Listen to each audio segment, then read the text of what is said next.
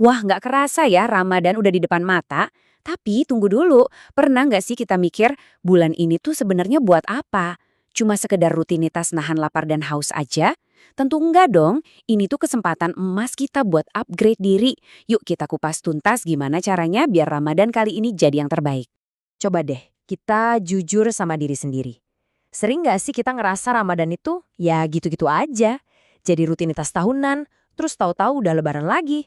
Apa jangan-jangan ada harta karun tersembunyi yang kita lewatin gitu aja setiap tahunnya? Gimana kalau kita coba lihat dari kacamata yang beda? Anggap aja Ramadan itu prime time-nya ibadah kita. Tahu kan prime time di TV? Waktu paling mahal, paling banyak penontonnya. Nah, Ramadan itu kayak gitu, musim panen pahala besar-besaran. Tapi sayangnya, waktunya terbatas banget. Jadi ini bukan cuma soal kewajiban, tapi soal peluang langka. Betul, sama kayak di dunia. Ada golden hour buat fotografi, ada peak season buat liburan.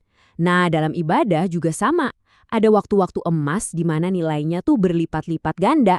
Dan Ramadan, wah ini puncaknya dari segala puncak. Biar lebih kebayang, coba deh kita bandingin. Oke, jadi ada 3 prime time utama yang sering disebut ulama. Pertama, 10 hari awal Zulhijjah, di mana amalan kita jadi kesukaan Allah. Kedua, 10 hari awal Muharram, momen penyelamatan Nabi Musa. Keren kan? Tapi Ramadan ini benar-benar beda level.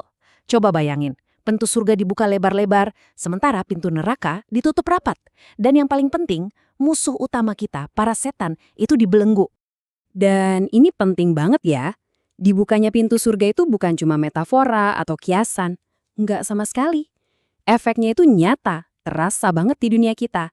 Kayak ada angin surga yang benar-benar berhembus ke bumi dan mengubah atmosfer di sekeliling kita. Pernah sadar nggak sih? Atmosfer Ramadan itu emang ajaib. Tiba-tiba masjid yang biasanya sepi jadi ramai banget, bahkan sampai malam. Orang-orang jadi lebih enteng tangannya buat sedekah. Sampai-sampai acara TV mendadak jadi lebih agamis. Nah itu dia bukti nyata angin surganya. Kita semua kayak didorong buat jadi baik, jadi rasanya lebih gampang gitu. Oke, sekarang kita masuk ke bagian yang paling krusial. Ternyata, seberapa besar cuan spiritual yang kita dapat dari Ramadan itu 100% tergantung dari mindset kita. Cara kita memandang Ramadan. Ada satu analogi keren banget yang bisa ngejelasin ini dengan sempurna. Coba bayangin ya, ada jam tangan antik tergeletak di pinggir jalan. Nah, orang yang lewat biasa aja, mungkin lihatnya, paling buat makan sekali. Terus datang tukang loak. Dia lihat, wah lumayan nih, bisa laku 20.000. Lalu ada tukang servis jam. Dia mikir, oke, ini bisa dibenerin, mungkin laku 50.000. Tapi tiba-tiba datang seorang kolektor ahli. Dia lihat jam itu, dia tahu sejarahnya, dan dia bilang, ini nilainya 50 juta. Lihat kan, barangnya sama, tapi nilainya beda banget tergantung siapa yang menilai. Nah, Ramadan itu persis kayak gitu. Jadi intinya begini, seberapa besar kerinduan kita pada surga, sebesar itulah nilai Ramadan di mata kita. Hati kita lah yang jadi kolektornya. Kalau hati kita benar-benar rindu sama surga, kita akan melihat Ramadan ini sebagai harta karun yang nilainya nggak ternilai. Sesuatu yang nggak akan pernah kita sia-siakan. Dan kalau kita masih butuh bukti betapa mahalnya nilai Ramadan, ada satu kisah nyata yang, wow, benar-benar bikin kita mikir ulang. Kisah ini nunjukin betapa dahsyatnya nilai dari 1 kali Ramadan saja. Jadi, ada 2 orang sahabat nih.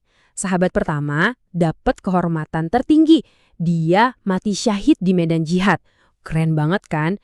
Nah, sahabat kedua, dia hidup setahun lebih lama. Nggak melakukan hal heroik, cuma hidup biasa aja. Tapi, dia sempat ketemu 1 Ramadan lagi sebelum akhirnya meninggal dunia. Nah, sekarang coba tebak. Siapa di antara mereka yang masuk surga duluan dan derajatnya lebih tinggi? Logikanya sih udah pasti yang mati syahid dong, iya kan? Tapi ternyata jawaban dari Rasulullah itu benar-benar di luar nalar kita. Yang masuk surga duluan dengan derajat yang lebih tinggi adalah sahabat yang hidup setahun lebih lama itu.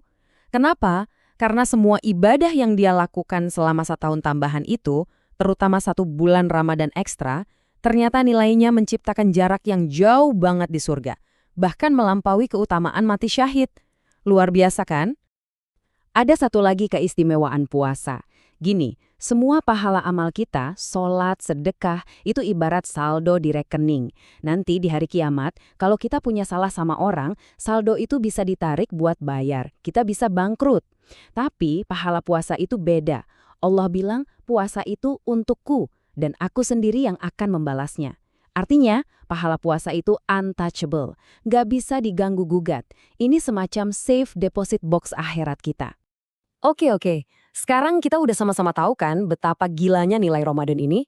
Pertanyaan selanjutnya, terus gimana caranya kita borong semua keuntungan ini? Gimana cara praktisnya? Nah, tenang aja, ini dia blueprint atau panduan harian simple buat memaksimalkan Ramadan kita. Yuk kita breakdown jadwalnya. Pertama, di waktu sahur, jam 3 atau 4 pagi. Ini momen terbaik buat istighfar, buat curhat sama Allah. Siangnya, ini waktunya kita latihan sabar, jaga hati, jaga lisan. Nah, pas mau buka puasa, ini golden time-nya. Doa orang puasa itu nggak ditolak, manfaatin banget. Terakhir, malamnya jangan sampai kelewatan sholat tarawih bareng imam sampai selesai. Plus, ada yang namanya planning B. Apa itu planning B?